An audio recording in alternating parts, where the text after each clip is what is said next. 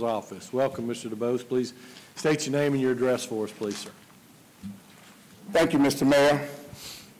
Congressman John Lewis of Georgia said these words, and I quote, "The right to vote is precious, almost sacred. It is the most powerful tool of a nonviolent reform available to every citizen in our democracy." Mr. Mayor and members of council, I'm concerned about what you're doing concerning the Marshal's office. Let me first state this. It's not personal for me. This is not about Marshall Greg Countryman. This is about the right to vote and the right for that vote to count. In 1971, this city was consolidated. 13 years after that, this body, maybe not this same group, came before the people with a referendum and said that you wanted to consider abolishing the Marshal's office. The people spoke loud and clear. The people said no in a referendum. That's the people's right. The body belongs to the people. 16 years later, in 2000, Mr. Mayor, you were the city council member then, and some of you were council members. You put it before the people again. You asked the people again, will they abolish the Marshal's office? In this vote, 47 out of 48 precincts said no. 47 out of 48 precincts said no. 61% of the people of this city said to you 9 council members, maybe not the same body, they said no, we want the Marshal's office. Not Marshall Greg Countryman, the Marshal's office. And so I challenge somebody, even before I finish my conversation, that you go back and revisit this and put it back into the hands of the people. Because what this looks like is that city council has decided that since we cannot trust the people to vote the way we want them to vote, then 9 of us and a legislative delegation will tell the people, this is how we want it to go. You have asked us to trust you with a 1-cent sales tax. That's a referendum. If you can trust the people with a 1-cent sales tax, why can't you trust the people with the Marshal's office? If you are going to put the Marshal's office in the hands of 9 people and the people have spoken, that's not a democracy. That is not the will of the people. And so I ask every single council member who's represented here today, here's the fact. It's not a cost saving. I look at it as 30 pieces of silver because our right to vote cannot be bought. You can't say to the people, we'll give you an incentive and therefore we'll shut down the office. Here's the fact. If you turn it over to the sheriff, you can't guarantee that the sheriff is going to keep every single employee. You have no power over the sheriff. The sheriff is an elected office. Secondly, how can Sheriff Tompkins, with all due respect, lead the charge to abolish another elected official's office? That's not right. The people who voted in 2000, the people who voted in 1984, they are black and white, they're Republican and Democrat. They are the majority. And so what you say to the people now is, we hear you, but we know what's best for you. That's not how democracy works. All of you know that. This is not against the city manager. I believe his ideas are perfect. But let the people tell you. If you believe that your product is good, put it before the people. Because what it looks like right now is you're operating under a cover of darkness. That's what it looks like. It may not be that way, but that's what it looked like. You're saying, here are these great ideas we have, but we can't trust you to vote the right way. So we'll just do it ourselves. That's not right. I trust somebody in this city council to do what Dr. King would do in this moment, to go back and look at this again and let us decide. It's not too soon for a 2020 referendum. What's the rush? Let the people decide. In a democracy, that's what happens. I thank you for this opportunity to speak before you, but it means nothing if you continue to go forward under the cover of darkness. Isaiah said, come, let us reason together. Think about if the very argument I'm making is wrong, then challenge me on the argument.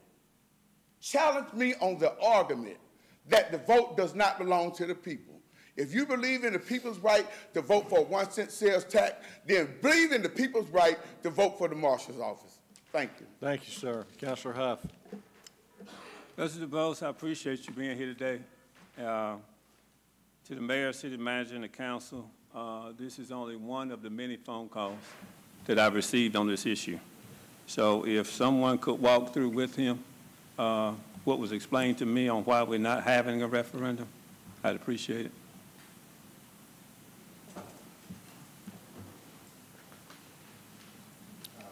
Mr. City Manager.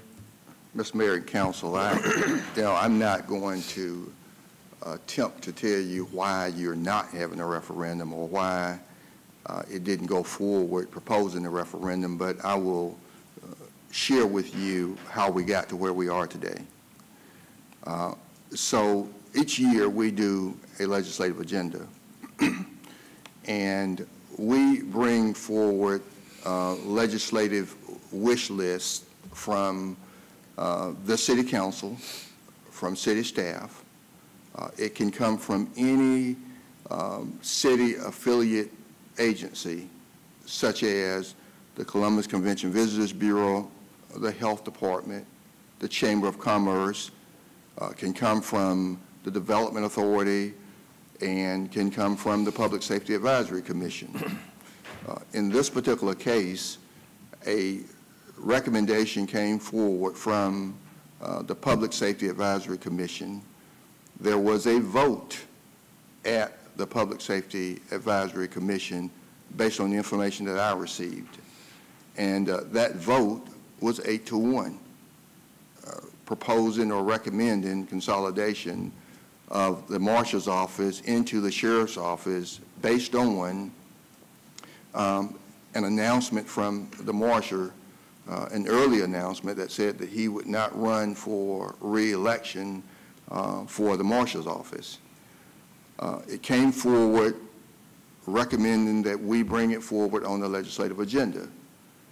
Like with any other department, we brought it forward on the legislative agenda based on no incumbent, based on the efficiencies that might occur in that office.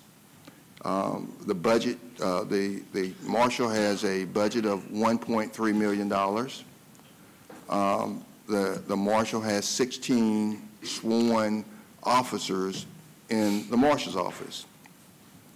And the Sheriff's office has a budget of $28.9 million, or $29 million budget, with roughly about 354 sworn officers. When we look at the structures of the organization, I don't know that efficiencies might be realized immediately, but I can tell you, looking at the structure of the organization, causes concern when you've got 16 sworn officers, when you've got a marshal, a chief deputy, you've got 2 captains, you've got a lieutenant, you got a sergeant, and you have 2 corporals, and then you have 8 marshal deputies. That's a 1-to-1 management ratio.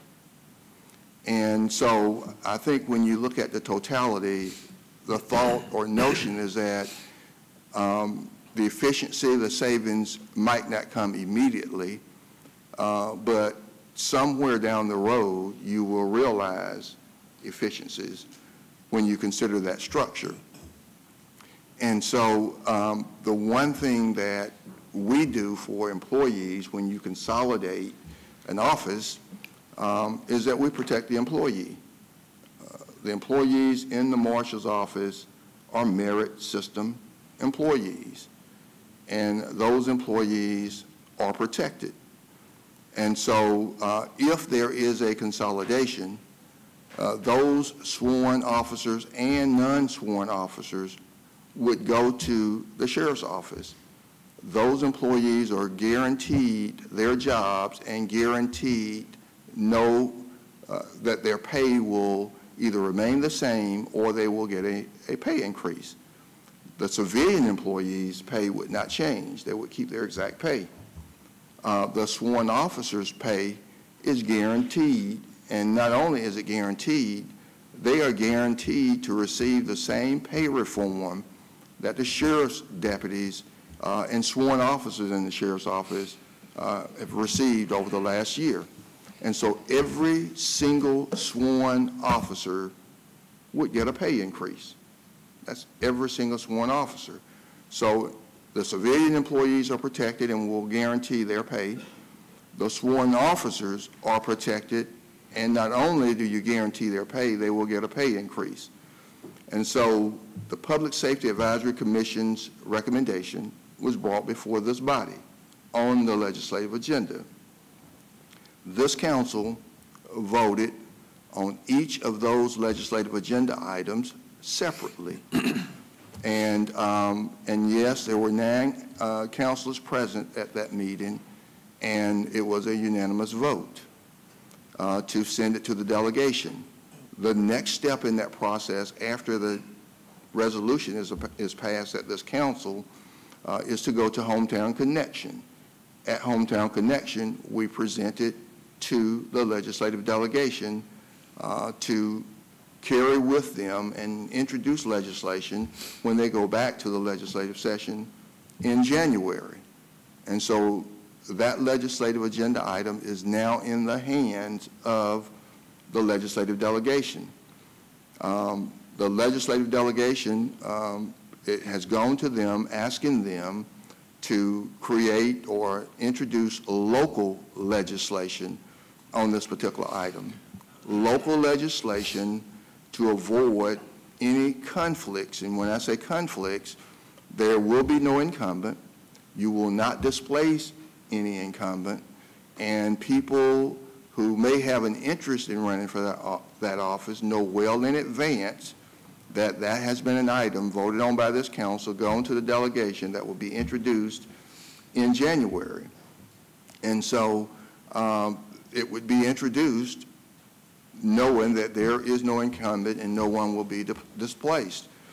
If in the past, in 1984 and 2000, there were incumbents, there were sitting incumbents in the marshal's office. And so if it were to go forward with the delegation at this time,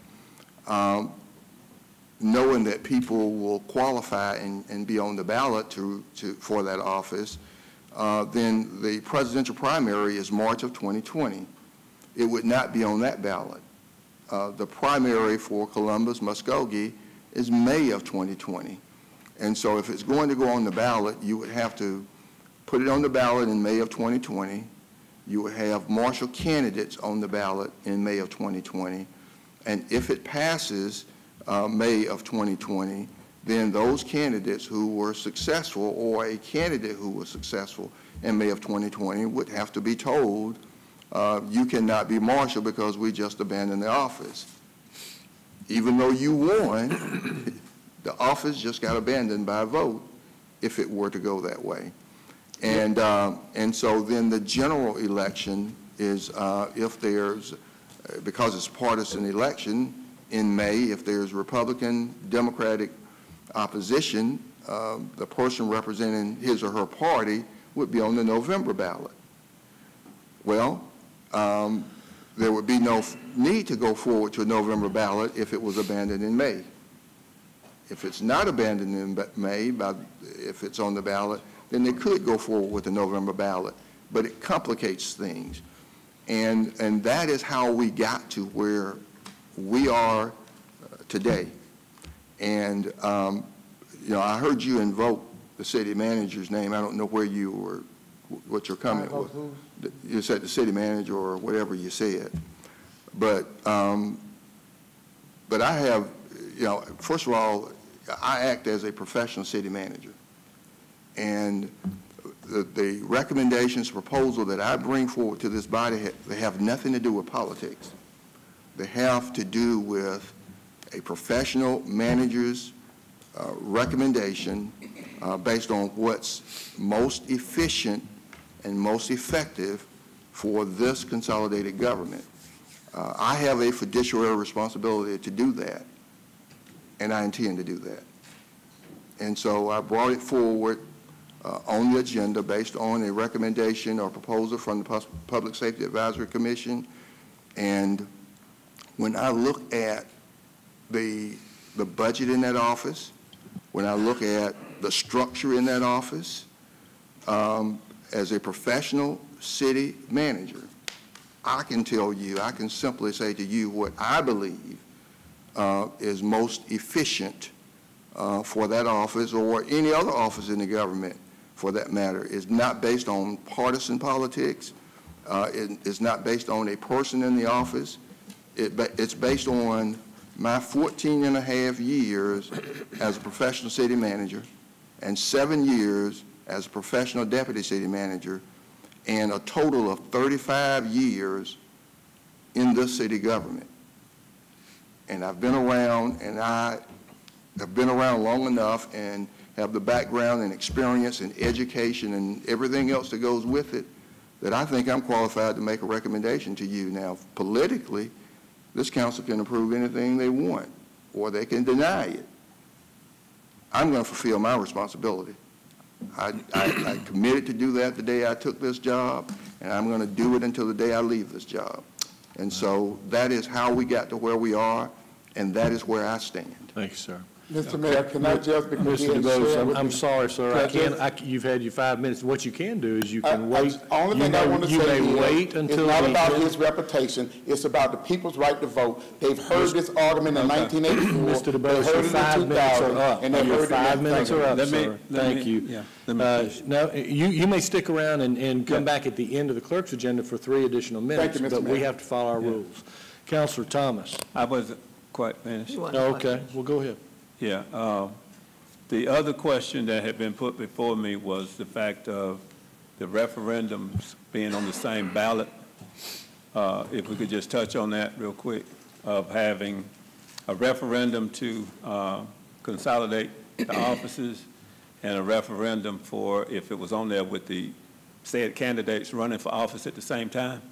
The question was put before me, if they both hit at the same time, and the office was voted on to consolidate the office, and you had a candidate on the ballot, would that candidate be able to serve 4 years, and then, since they were all on the ballot at the same time? That's a legal question that I can't answer. That'll be up to the General Assembly and how they structure any amendment to this local act. Either they're going to consolidate the offices with no referendum, or if they decide to put a referendum requirement in there, then I suspect they will allow for at least one term a delayed effective date. They're going to have to do something to make everything flow consistently, where you don't have an office with no leader. And that's just something that they will structure appropriately with Legislative Council in Atlanta if they want a referendum. If they don't, they'll just go ahead and put it on as a clean bill, a clean amendment to the local legislation. Okay. Thank you. Councilor Thomas. I feel like I need to make sure that some of the things that the city manager said needs some further explanation. What this council did was we put on our legislative agenda the question of, or the concern that the marshal's office be consolidated with the sheriff's office.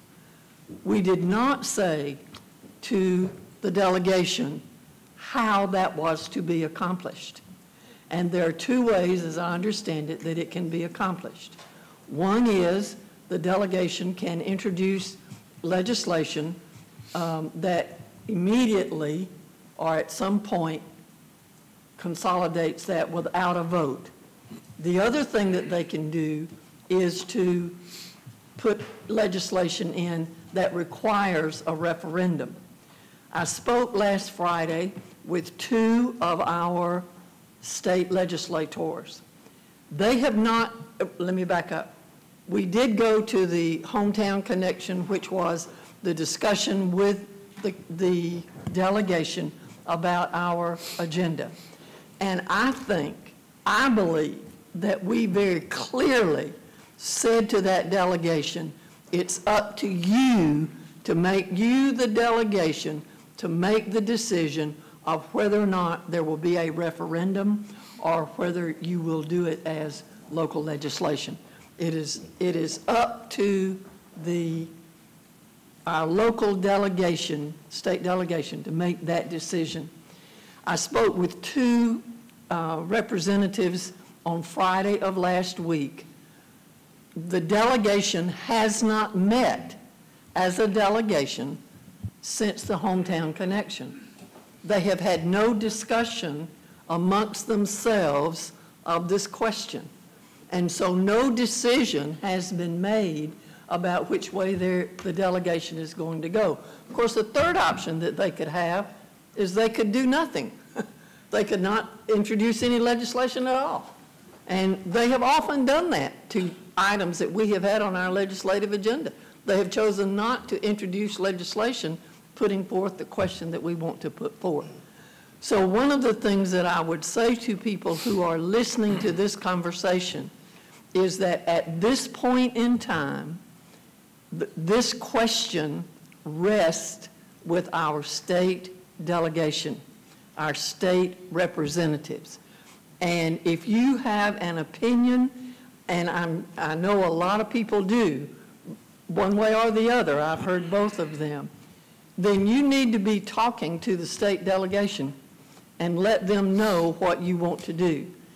And it's up to them to find out through the legal, whatever legal channels they need, how it will work depending on when it goes on the ballot. They could choose not to put it on the ballot in 2020, but to put it on the ballot in, 2022 or some other time. But at this point in time, what this council said was, we want you to consider this, and either local legislation that addresses the issue or a referendum. It is the delegation's decision. So I would encourage our citizens that have an opinion on this to contact your state representative and your state senator for input into this question. That I have no doubt that that doesn't satisfy a lot of folks. But that's where we are, I believe, at this point in time, is that it rests with the state delegation. And we need to have, if you have an opinion, you need to have that conversation with the state delegation member that represents you. That's it. Well, we've got a few other comments. Let me say to Councilor Thomas, his point, she's exactly right. It didn't say in the resolution that came from council as to how it would be done, but I thought I remembered a number of folks at that meeting talking about the fact that, this started back in 1971 when it was voted to consolidate the county and the city government. And my understanding is the marshal's office wasn't created by referendum. It was created by the legislature to be the police force for that county. And the reason that we had put it on, and I'm just giving you my perspective, the reason we had put it on the ballot is because every time it was considered, there was somebody that would have been unseated. So we felt like if you're going to unseat a sitting elected official, that has to go before the people. Now, my opinion, the decision was made in '71 for consolidation. So this is the first time, I know it's the first time in the 21 years I've been around this government, that there is nobody currently in that seat. And so I have talked to the delegation, many of them, and I urged them to use local legislation. And the reason I did that is because I can't imagine putting somebody through qualifying, raising money, trying to get people to vote for them, and then at the same time have a vote coming up to take the office away. In my mind, this is a continuation of what started in 1971. There's 3 other counties that have been consolidated less than 5 or 6 years. They've consolidated their entire public safety divisions. That's consolidation. So in my mind, and I apologize for my voice, in my mind, and what I have conveyed to the delegates that I have spoken with, and I felt like it was the way council was leaning, didn't represent it that way, they just used it as my opinion. This is the only time, the only opportunity we've had to not harm somebody by trying to move forward with consolidation. So, Councilor Thomas, I did talk to the delegation, and I have urged them to use local legislation, because the timing of this thing is, I think it's unlikely that it would even make the May ballot. I think it would be November ballot, because by the time it's approved by the legislature to put it on a referendum, and then the governor signs it, it's going to be a pretty short window to get it done in March. So in that case, you'd have somebody who had won the office, and you'd still have something coming forward in November. That made no sense to me whatsoever. So I just wanted to make sure that folks understood that from my perspective, I thought council had kind of decided that the least painful way and the least damaging to anybody that might be running was local legislation. And I shared my thoughts that I feel like that's the best way to go. Councilor Crabb. Thank you. I have a question for the city attorney, because a lot of people are telling me that it was part of the charter review before. Why can't we do it that way now? So I looked into the charter, and I was looking through it, and I couldn't see anything about the Marshal's Department. And I think you had mentioned to me, and I would like you to say to, this body what you had sent to me for clarification. Right. The only mention in the charter is the continuation of the municipal court itself. The court was created in 1915 by local legislation, and that is continued in our 1971 charter as amended over the years in our current charter. But there's absolutely no mention of the particular officers in that court other than the judge that I'm aware of. It was all created by local legislation in 1915 and has been amended from time to time. And the officers of the court are the judge, the clerk, and the marshal. And the legislature, as everybody has said here around the table, it's in the General Assembly's hands. Our local delegation, council put the ball in their court as to consider at this time a consolidation, because the incumbent has announced he's going to run for another office. But the charter only mentions the continuation of the court itself. It says nothing. It says nothing about what department should administer, well, not serve that court. No. Okay. Thank you. Thank you, ma'am. All right, doesn't appear to be any more discussion or questions. Mr. Debose, if you want to come back at the end of the clerk's agenda for an additional 3 minutes, you have that right, sir. Mr. Debose, if you would like to have 3 more minutes, sir, they're yours. Thank you, Mr. Mayor. Because I believe obedience is better than sacrifice, I apologize to you. No, sir, that's fine. Thank you. Disrupted Mr. City Manager. I apologize if you thought I questioned your professionalism. And so the point I want to make really quick is number 3. There are no candidates. There are candidates ready to run for that office. There are people who are ready to run. And I've always said the office is bigger than the marshal. I think we focus too much on Marshal Greg Countryman, but not the office. The next thing is the Public Advisory Commission, as much as I respect them, they don't know what is best for the people. The people know what's best for them. Next, I'm not questioning the council's rationale, your legitimacy, or your argument. The only thing I'm making a point on, I'll die on that the right of the people to vote is so precious, and it cannot be decided by a few people. And I'll push that point. I stay to the end because of that point. The next is, what do you say, to each of you, what is your message to the 61% who voted in 2000? I was one of those voters. What is your message to me? Did my vote count? Didn't it count? Did you take it from me? Can I vote again? And the next point is, you are not abolishing an office. You are abolishing an elected position that the people have voted on since 1971. And finally, I think you all may have missed my point I'm not fighting for or against the abolishment, although I voted no. I continue to stand on this. I'm voting on the right of the people to decide what's best for them. This council can go back, and they don't have to put it in the hands of the legislatures. You all can go back and put that referendum back in the hands of the people. We deserve the right. Those of us who were here in 1984, we heard your argument and we rejected it. Those of us who were here in 2000, we heard your argument and we rejected it. What I'm saying to you is make your best case to the people, but don't let the people think that because you could not get it passed through them, you decided to do it on your own. Councilman Barnes put something forward in 2011, and I appreciate him. He at least said, let's put a study forward, but it didn't go anywhere. And so the big picture for me is make your best case, make your argument, but do it in daylight. Don't do it in darkness. Don't pass this off to the legislators. We'll fight them too. We are going to put the argument to the people. I might have had it wrong, Councilman Barnes. I don't know. I know that somebody did had requested a study. And so to council, I'm a little bit more calm now. At night, I missed all of my pay for I run a business. If you run a business, you know if you miss a whole day's work, you don't get paid.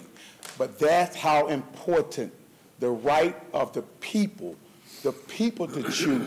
That's how important that right is. You can't say to the people, I trust you on a 1% sales tax, but I don't trust you on the marshal's office. Thank you, Mayor. Thank you, Mr. Debose. Councilor Barnes. No, I just want to appreciate you making that correction. That wasn't me. I apologize. Okay. Councilor Davis.